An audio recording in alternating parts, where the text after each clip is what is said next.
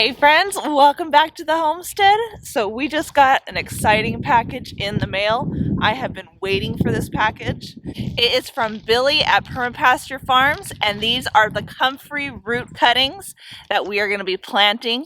So let's go get the stuff that we need so we can go ahead and plant this in our orchard. All right friends, so this comfrey I am so excited for, and I have been excited for the past couple weeks waiting for it to come.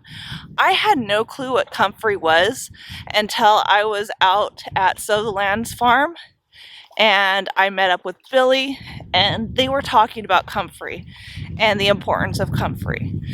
So of course I was like very intrigued, did a whole bunch of research on it, binge watched his channel that has a lot to do with comfrey, and just really wanted some comfrey. So we went ahead and we got 20 roots from him, and I will go ahead and leave down a link to his online store where you can purchase your own comfrey from him. But there's so many benefits to comfrey, and we're going to discuss all those benefits while we go ahead and plant it in our orchard. All right friends, so I'm over in our orchard. I'm at our peach tree. So the plan that we have for the comfrey is to put in our orchard. We have 20 root cuttings and we have 10 trees. So we are going to be putting two root cuttings per tree, and our goal is to eventually propagate these root cuttings to where we have more. So it's going to start off as 2, going to go to 4, and we're going to keep going until we have our trees probably about 4 to 6 around the trees, and then I can move them out further into the property, into the garden. But our main reason is what Billy said was a chop and drop method.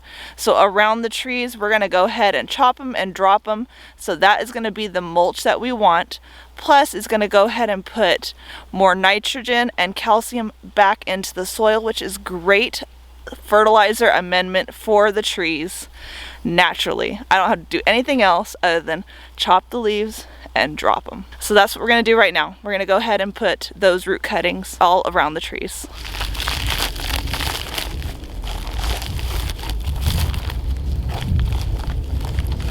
All right friends, so Billy did put in a little instruction sheet, and good to know if you're not going to be planting them right away, you can put them in the fridge for 2 to 3 months.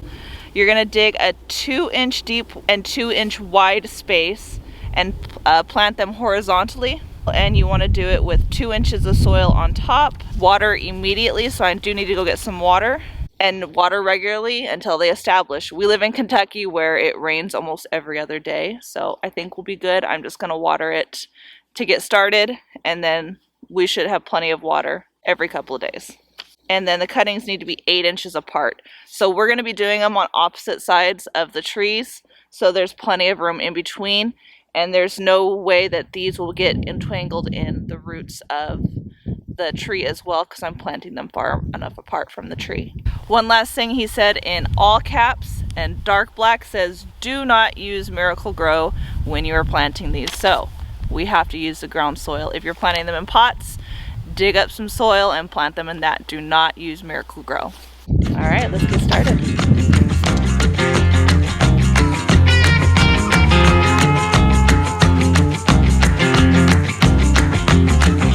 Slow down, mama, why you talk so mean? Good Lord, Nashville, it ain't what it seems. Got nice clothes, late night shows, boogie down at the bar, fiddle tunes and homemade booze, but it always goes too far. Shooting pool, crack a jack, take off now and don't look back, but hey, don't you wanna play?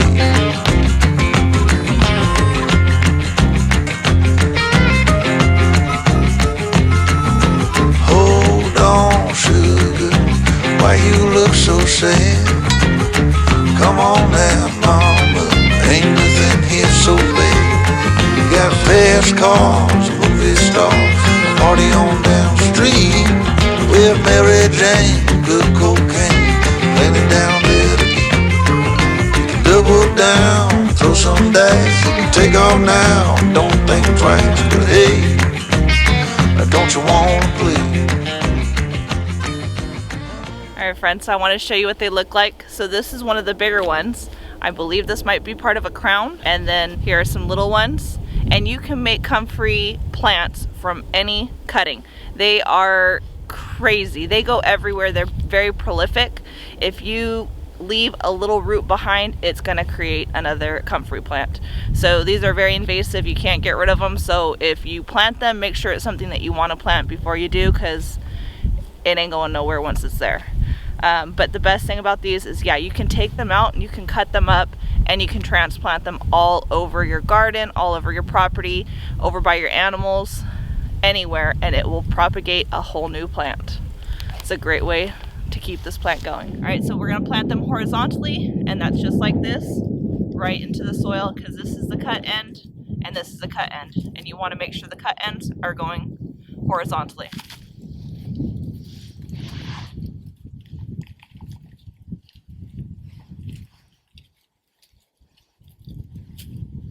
Making sure I take all these worms out and put them right back in. Now I'm gonna go ahead and water this now that I have it planted.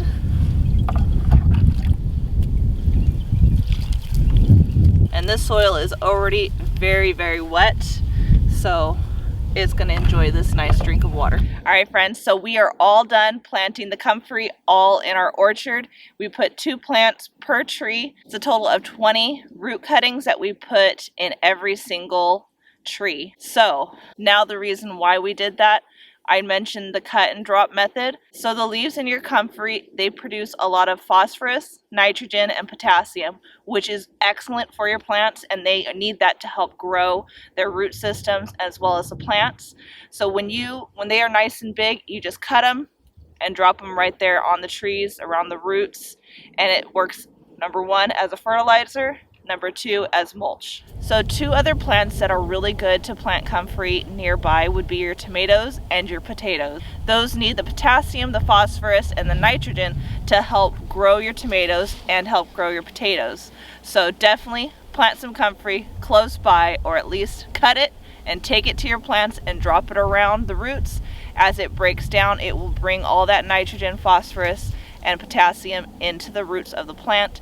Therefore, you get better tomatoes and better potatoes. Warning when you do that. It is a very invasive plant, and it is prolific, and it grows like crazy. So where you put it, it's gonna stay. So make sure you know exactly where you want to put it, that you don't mind it grows and gets crazy. I'm not gonna put it directly into my garden because of that reason. I most likely will plant it on the outskirts of my garden, away from it, but then I can cut it and bring it into the garden and put it around my potatoes and my tomatoes. Comfrey leaves are great in your compost.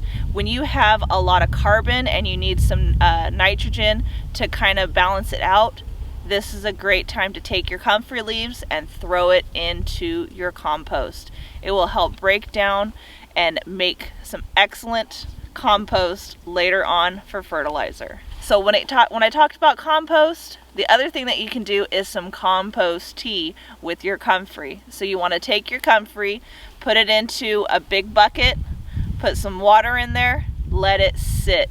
You let that sit for 3 to 6 weeks, strain it out, dilute it by half, and you can pour it into your plants, and it's an excellent fertilizer, all natural for your plants. Excellent thing to do with the comfrey. Another thing that you can do, which I'm really excited to try because I just got a dehydrator, is dehydrate your leaves. Grind them up, and then you can throw that into your garden as well as another nitrogen fixer for your garden. So another thing I found really interesting when I was researching the comfrey was your seedlings. So when you have your seedlings and you're ready to plant them into the garden, a lot of people throw a whole bunch of different fertilizer and different amendments into it.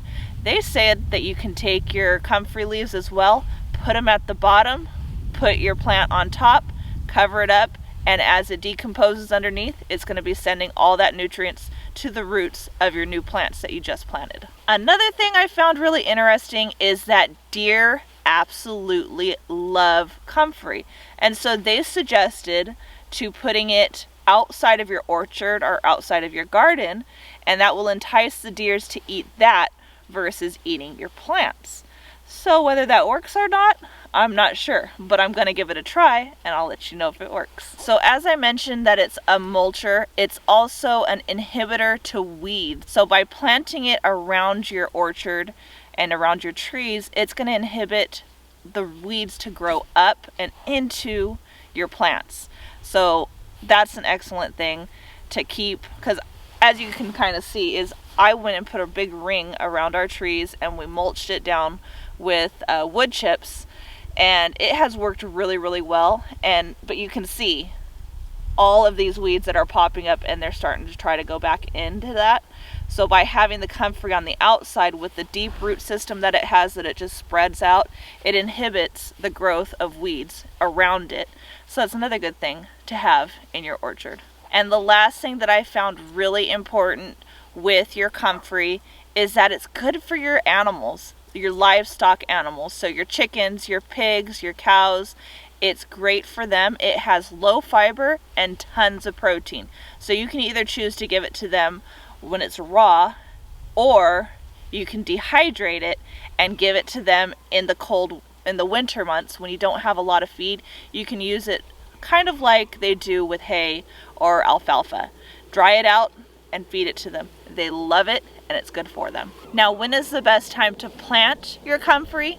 It is in late winter, early spring. That is the best time to plant your comfrey in the ground when the frost is gone and it's starting to warm up, because in mid-spring is when it's going to start popping out and flowering, and that's when you know it was a good time to plant your comfrey. All right, friends, so I hope you enjoyed that video of us planting our comfrey that we got from Billy from Perma Pasture Farms. Thank you again, Billy, for this. I can't wait to see how it looks when it starts growing. But in my opinion, comfrey is definitely a homestead must. So if you want to get into having some comfrey, definitely check out Billy. I'll put his link down in the description, as well as make sure you do your own research when it comes to this. Anything I say is what I've done research on. Make sure you do your own research before you put something into your garden, into your farm. So until next time, I hope all is well and have a blessed day. All right, I'm taking those grass clippings that we took and we dug out, and I'm going to give them to the baby chicks as a treat.